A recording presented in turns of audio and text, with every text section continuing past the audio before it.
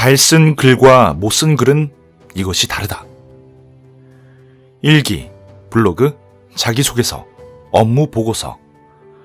매일매일 글을 써도 써놓은 문장을 찬찬히 들여다보면 많은 문제가 드러납니다. 습관처럼 쓰는 지루한 표현, 읽는 이의 눈높이에 맞지 않는 문장, 욕심 때문에 길게 늘어놓은 문장. 이렇게 사소한 실수들이 글을 망치는 것입니다. 책, 탄탄한 문장력에서는 글을 잘 쓰는 사람들은 중요한 글쓰기 원칙 몇 가지를 완벽하게 익힌 다음 글을 쓸 때마다 그것을 되풀이해서 활용한다고 말합니다. 즉, 보기 좋고 읽기 쉬운 정교한 글쓰기의 20가지 법칙만 잘 지켜도 탄탄한 문장력을 갖출 수 있다는 것입니다.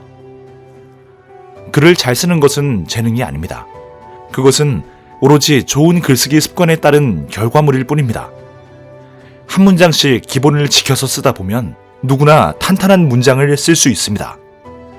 중요한 것은 글을 망치는 잘못된 습관을 제대로 파악하고 좋은 글을 쓰는 방법을 적용하는 것입니다. 오늘은 당신의 글이 형편없고 읽기 싫은 4가지 이유와 그 해결책인 보기 좋고 읽기 쉬운 글의 4가지 비밀을 함께 알려드리겠습니다. 1. 당신의 글이 형편없고 읽기 싫은 첫 번째 이유. 가장 중요한 내용을 마지막에 쓰는 것. 먼저 다음 예시를 한번 보시기 바랍니다. 잘못된 방식. 수연아, 오늘 외출할 거면 부탁 좀 할게. 혹시 지하철 타고 가? 그럼 강남역에 내려서 1번 출구로 나간 다음에 말이야. 커다란 사거리가 나오는데 그 사거리 끝까지 걸어가면 대형 서점이 나와. 그 서점 옆에 A 수선집이 있거든? 거기서 수선 맡긴 옷 좀 찾아줘. 좋은 방식. 수연아, 오늘 외출할 거면 부탁 좀 할게. A 수선집에 맡겨놓은 옷을 찾아야 하거든. 지하철을 타고 가다가 강남역에 내려서 1번 출구로 나간 다음 큰 사거리까지 걸어가면 대형 서점이 나오는데 그 옆에 A 수선집이 있어. 첫 번째 예시에서는 결론을 듣기 위해 장소를 찾아가는 방법에 대한 설명을 모두 들어야 하기 때문에 듣는 사람으로서는 짜증나고 화가 날 수도 있습니다. 그리고 결론을 듣고 나면 가는 방법에 대해 다시 들어야 할지도 모릅니다. 글쓰기도 마찬가지로 처음부터 무슨 이야기를 하고 싶은지 도무지 파악이 안 되면 좋은 글을 쓸 수 없습니다. 그래서 이럴 때는 블로트, BLOT, 즉 마지막 문장을 제일 처음으로 라는 글쓰기 기술을 적용해야 합니다. 두괄식 글쓰기라고도 하는데 글을 쓸 때는 목적지를 가장 먼저 알려준 다음 가는 방법을 알려주는 것입니다. 결론을 가장 마지막에 내리는 방식은 언뜻 보면 논리적으로 보이지만 좋은 글을 쓰려면 뒤집힌 피라미드 형태를 따르는 것이 좋습니다. 다음과 같이 말입니다. 가장 중요한 내용, 다음으로 중요한 내용, 그 다음으로 중요한 내용, 가장 덜 중요한 내용. 무언가를 설명하거나 정보를 알려주기 위해 글을 쓰고 있다면 이건 비밀이야 같은 태도를 보이면 좋은 글을 쓸 수 없습니다. 먼저 결론부터 제시한 다음 상세한 설명을 이어나가면 읽는 사람도 훨씬 이해하기 쉬운 글이 될 것입니다. 2. 당신의 글이 형편없고 읽기 싫은 두 번째 이유. 어려운 표현을 써야 고상한 글이라 생각한다. 대부분의 사람은 어려운 표현을 써야 잘 쓴 글이라고 생각합니다. 하지만 어려운 단어를 쓸수록 읽는 사람이 글을 쉽게 이해할 수 없기 때문에 그 글은 좋은 글이라고 할 수 없습니다. 그래서 짧고 단순한 표현으로 읽기 쉬운 글을 쓰는 것이 좋습니다. 특히 한글로 풀어쓸 수 있는 것을 굳이 한자어로 쓰거나 일본 어투로 쓰면 글이 어려워집니다. 열거하다는 늘어놓다로, 용이하게는 쉽게로, 실시하다는 하다로 순화하면 훨씬 쉽고 좋은 글이 됩니다. 하지만 무조건 한글로 순화하는 것이 좋은 것은 아닙니다. 일상적인 글을 쓸 때 되도록 쉽고 간단한 말을 쓰되 독자의 수준에 맞는 적절한 단어를 사용하는 것이 가장 좋습니다. 3. 당신의 글이 형편없고 읽기 싫은 세 번째 이유. 문장이 지나치게 길다. 글을 쓰다 보면 문장이 길어질 수 있습니다. 전하고자 하는 메시지는 많은데 그것을 한 문장에 모두 써 넣으면 읽는 사람은 지루하고 읽기 싫어지기 마련입니다. 그리고 무엇을 말하고자 하는지 파악하기 어려울 것입니다. 다음의 예시를 한번 보시기 바랍니다. 잘못된 방식.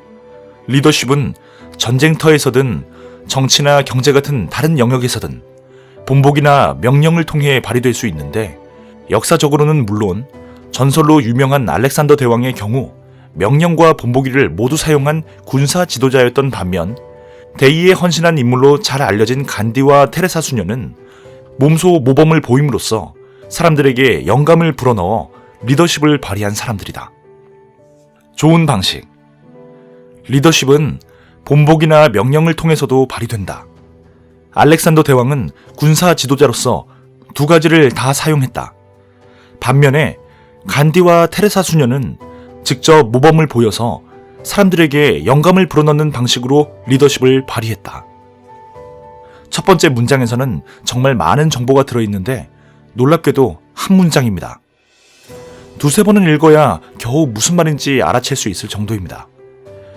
두 번째 문장은 첫 번째 문장을 짧은 문장으로 나누고 불필요한 표현이나 정보는 삭제한 것입니다. 책 탄탄한 문장력에서는 긴 문장을 자르는 것만으로도 글이 명확해질 수 있다고 말합니다.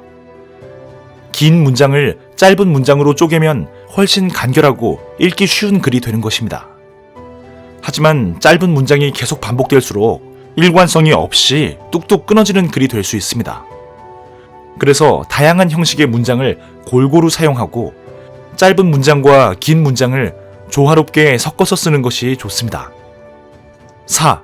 당신의 글이 형편없고 읽기 싫은 네 번째 이유. 수동태의 글을 자주 쓴다.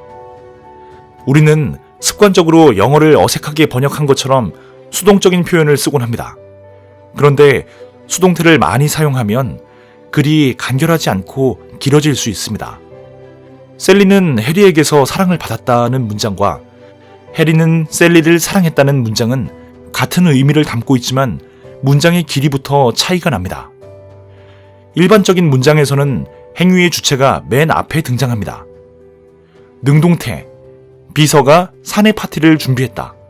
수동태, 사내 파티가 비서에 의해 기획되었다. 수동태 문장은 덜 직접적이기 때문에 의미를 파악하기 위해서는 한 번 더 생각해야 합니다. 반면 능동태 문장처럼 사내 파티를 준비한 행위의 주체인 비서를 먼저 명확하게 밝히면 누가 무엇을 했는지 한 번에 이해하기 편합니다. 물론 수동태를 써야 효과적인 문장도 있습니다. 행위의 주체를 숨겨야 하거나 다양한 문장을 쓰고 싶을 때는 수동태를 이용할 수 있습니다. 하지만 아주 특별한 경우가 아니라면 수동적인 표현보다는 능동적인 표현이 좋습니다. 훨씬 단도직입적이고 문장에 필요한 단어의 수도 적어서 간결하기 때문입니다. 사실 모든 사람들이 작가처럼 글을 쓸 필요는 없습니다. 결국 사람의 마음을 움직이는 것은 어린아이도 이해할 수 있는 명확하고 간결한 글이기 때문입니다.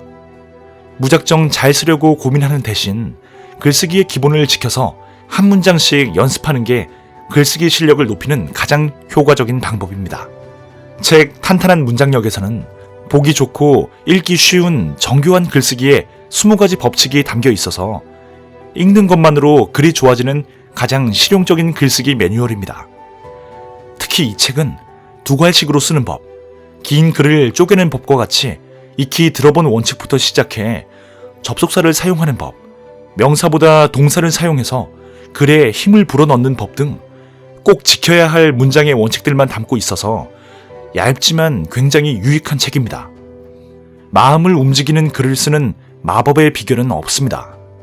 오로지 탄탄한 원칙만 있을 뿐이죠. 당신이 글쓰기에 대한 두려움을 가지고 있다면, 늘 형편없고 읽기 싫은 글만 쓰게 된다면 당신의 글에 탄탄함을 불어넣을 탄탄한 문장력이 반드시 필요할 것입니다. 책갈피였습니다. 당신의 성공과 행복을 응원합니다.